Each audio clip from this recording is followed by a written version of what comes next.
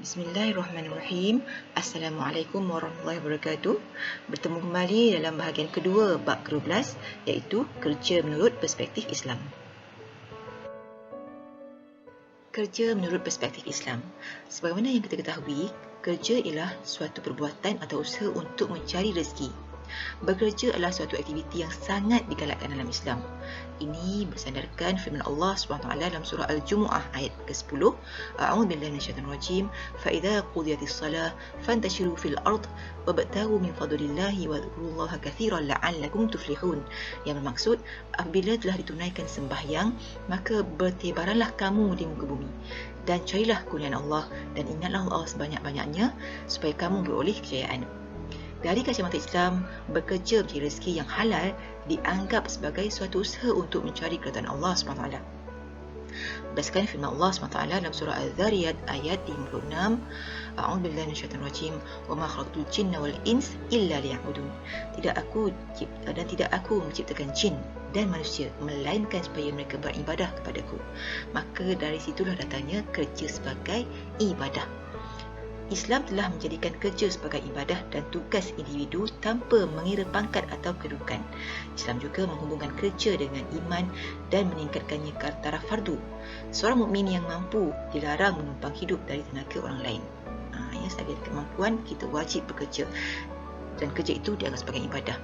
Kerana apa jua perkara yang baik dilakukan dalam Islam, yang tidak bertentangan dengan syarak, memberi manfaat kepada diri dan juga orang lain, maka ia dianggap ibadah.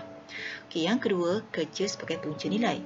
Islam letakkan kerja sebagai fardu ke atas orang mukmin kerana kerja adalah dianggap sebagai sumber nilai dan tanggungjawab manusia. Berdasarkan firman Allah dalam surah An-Najm ayat 39 yang berbunyi, wa anna laysa lil insani illa ma sa'a. Yang bermaksud, dan bahawasanya seorang tidak memperolehi sesuatu selain dari apa yang diusahakan. Maka pekerjaan yang dilakukan itu menjadi punca nilai kepada pendapatan kita. Contohnya kita mengajar, maka perbuatan mengajar itu menjadi punca nilai kepada gaji ataupun pendapatan yang dilakukan. Kita bercocok tanam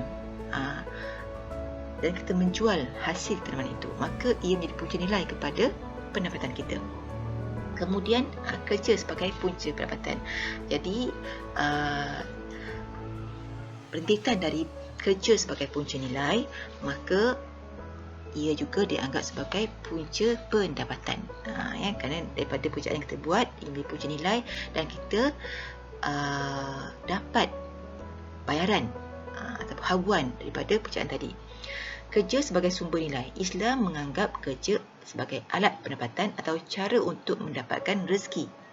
Allah SWT menggalakkan manusia menggunakan kemampuannya bagi memperolehi rezeki. Firman Allah SWT yang berbunyi, A'udzubillahi minasyaitonir rajim, wa laqad makkannakum fil ardi wa ja'alna lakum fiha ma'ayish. Ini berdasarkan firman Allah dalam surah Al-A'raf ayat 10, iaitu kami telah menempatkan kamu sekalian di muka bumi ini dan kami sediakan bagimu segala macam sumber kehidupan. Kemudian yang terakhir, kerja sebagai asas kemajuan. Kemajuan sebuah masyarakat bergantung kepada kesungguhan anggotanya bekerja, dan terdapat beberapa dalil sama ada hadis ataupun Al-Quran yang menunjukkan bahawa pekerjaan itu menjadi suatu asas kepada kemajuan. Contohnya dalam sektor pertanian, Nabi SAW bersabda yang berbunyi, ma min muslimin yaghrisu gharsan aw yazra'u zar'an fayakulu minhu at-tayr aw insanun aw bahimah illa kan lahu bihi sadaqah. Yang maksud, barang siapa saja daripada orang muslim yang bercocok tanam atau menyuai benih dan kemudiannya dimakan oleh burung atau manusia atau haiwan, illa kan lahu bihi sadaqah, tiada lain baginya melainkan sedekah. Maka apa yang dilakukan itu dianggap sebagai satu sedekah. Kemudian dalam sektor perniagaan pula, kita boleh lihat dalam firman Allah dalam surah Al-Baqarah ayat 275 yang berbunyi, wa halallahu bai'a wa harrama riba. Allah telah menghalalkan jual beli dan mengharamkan riba. Jadi di sini menunjukkan bahawa semuanya pekerjaan itu menjadi suatu asas kepada kemajuan hidup. Walau bagaimanapun, pastikan caranya itu betul, tidak bercakap dengan syarak. Contohnya tadi riba, dalam jual beli ianya diharuskan. Walau bagaimanapun kita perlu mengelakkan diri kita dari riba, kerana riba itu adalah haram dalam Islam, diharamkan dalam Islam. Etika kerja Islam. Dari kacamata Islam, manusia adalah khalifah di muka bumi Allah ini. Sebagai khalifah, manusia mempunyai tanggungjawab yang berat kepada Allah SWT, diri sendiri dan kepada semua manusia untuk menegakkan keadilan di muka bumi. Sebagai khalifah Allah, objektif utama manusia di dunia ini ialah untuk menegakkan keadilan dan mendapatkan keridhaan Allah SWT. Maka di sini digariskan beberapa etika kerja dalam Islam. Yang pertama, kebenaran.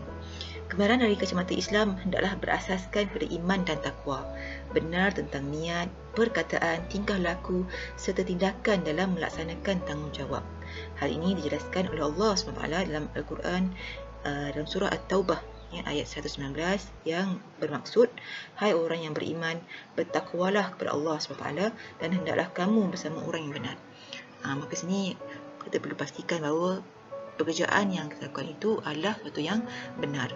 Maka perlu diikuti, disusuli dengan niat yang benar, tingkah laku yang benar, perbuatan yang benar. Okey, yang kedua ialah kemuliaan. Manusia yang paling mulia di sisi Allah ialah mereka yang bertakwa kepada Allah, bukan berdasarkan pangkat, kuasa, gelaran, kedudukan dan sebagainya.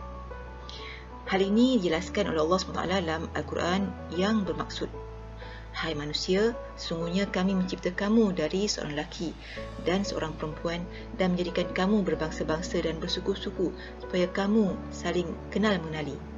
Sesungguhnya orang yang paling mulia di sisi Allah SWT ialah orang yang paling bertakwa antara kamu. Sesungguhnya Allah Maha mengetahui lagi Maha mengenal. Ini surah Al-Hujurat ayat ke-13.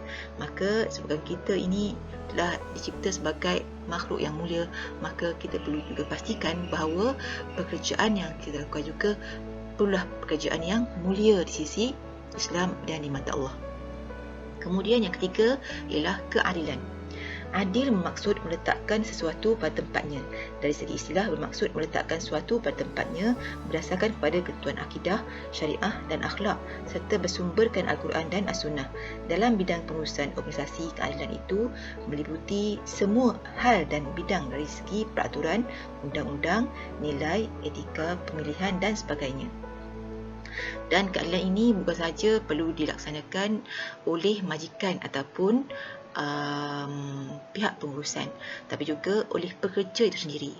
Maksudnya di sini adil dari segi melakukan kerja.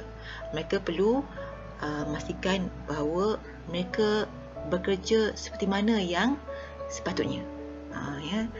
Tidak boleh ponteng kerja ataupun melakukan suatu pekerjaan lain di waktu kerja, kerana itu bercanggah dengan konsep keadilan. Kemudian yang keempat ialah bekerja dengan penuh azam. Di sini ia maksud mengabdikan diri kepada Allah dengan menyedari dan menghayati bahawa manusia adalah hamba Allah. Maka sewajarnya lah setiap manusia mengabdikan dirinya kepada Allah dengan mengikuti segala suruhannya dan menjauhi segala larangannya, selaras ataupun selari dengan firman Allah SWT yang bermaksud, wahai sekalian manusia, sembahlah Tuhan kamu yang telah menciptakan kamu dan orang-orang yang terdahulu daripada kamu supaya kamu bertakwa. Dalam surah Al-Baqarah ayat 21. Kemudian yang keenam ialah bekerja dengan yang kelima bekerja dengan ikhlas dan amanah. Bekerja dengan ikhlas bererti bekerja dengan sepenuh kerelaan dan dengan suci hati untuk mencari keridhaan Allah. Setiap pekerjaan harus menyedari bahawa jawatan yang dipegangnya itu adalah hasil permohonannya sendiri dan bukanlah ia dipaksa untuk memegang atau memenuhi jawatan tersebut. Sebab kita yang minta untuk dapatkan kerja tersebut, maka kita perlu laksanakan dengan penuh ikhlas dan amanah serta penuh tanggungjawab. Ini boleh kita lihat dalam hadisnya riwayat Tirmizi yang berbunyi at-tajiru as-saduq al-amin ma'an nabiyyin was-siddiqin wasyuhada. Yang maksud peniaga yang jujur dan juga amanah akan bersama dengan para nabi, orang yang jujur dan juga orang yang syahid. Jadi begitu tingginya kedudukan orang yang ikhlas dan amanah dalam melakukan pekerjaan mereka. Kemudian yang seterusnya, yang keenam, ialah bekerja dengan tekun dan cekap. Ketekunan adalah suatu sifat yang amat diperlukan oleh seorang pekerja. Setiap pekerja akan dapat meningkatkan kecekapan masing-masing menjalankan tugas sekiranya mereka tekun. Jadi ini selari dengan hadis Nabi SAW yang diriwayatkan oleh Aisyah radhiyallahu anha, iaitu innallaha azza wa jalla yuhibbu idza amila ahadukum amalan an yutqinahu. Sebenarnya Allah suka kepada seorang itu apabila ia melakukan suatu pekerjaan ataupun amalan, ia melakukan dengan penuh tekun. Itu maksudnya bekerja dengan tekun dan juga cekap. Iaitu amat dianjurkan dalam Islam. Kemudian bekerja dengan semangat gotong royong.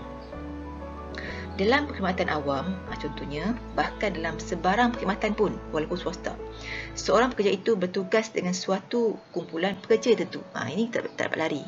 Kita akan bekerja dengan kumpulan manusia yang lain. Kita tak mampu nak bekerja berseorangan. Walaupun kita kata kita nak buka perniagaan sendiri, kita perlukan juga pekerja untuk menjalankan perniagaan kita nanti. Jadi perlukan pada gotong royong, semangat kerjasama. Dengan sendirinya, untuk menghasilkan perkhidmatan yang cemerlang, suatu kumpulan pekerja itu mestilah bekerjasama, bergotong royong melaksanakan tugas masing-masing. Dan sikap bantu-bantu di antara satu sama lain di antara pekerja akan menimbulkan suasana bekerja yang aman dan gembira. Dan suasana yang demikian ini akan meningkatkan hasil atau mutu perkhidmatan setiap pekerja. Ini selari dengan firman Allah SWT dalam surah Al-Ma'idah ayat kedua, A'udzubillahi minasyaitonir rajim, wa ta'awanu 'alal birri wat taqwa. Maksud bertolong-tolonglah kamu dalam mengerjakan kebaikan dan juga takwa. Dan yang terakhir sekali ialah bekerja dengan matlamat kebahagiaan manusia sejagat. Islam seperti mana kita ketahui adalah suatu agama untuk manusia sejagat. It's a universal religion. Jadi kita perlu pastikan bahawa apa-apa juga pekerjaan yang dilakukan perlulah untuk manfaat manusia sejagat, bukan saja untuk kepentingan kita sendiri. Contohnya kalau kita ingin menghasilkan suatu produk, kita perlu memastikan bahawa produk itu untuk manfaat manusia yang menggunakannya, pengguna. Bukan saja untuk kita dapatkan keuntungan, tapi ia mampu memberi manfaat kepada pengguna. Sekadar ini dahulu untuk topik kerja menurut perspektif Islam. Tunggukan video ketiga yang akan menerangkan tentang model umum etika kerja Islam. Sekian, terima kasih.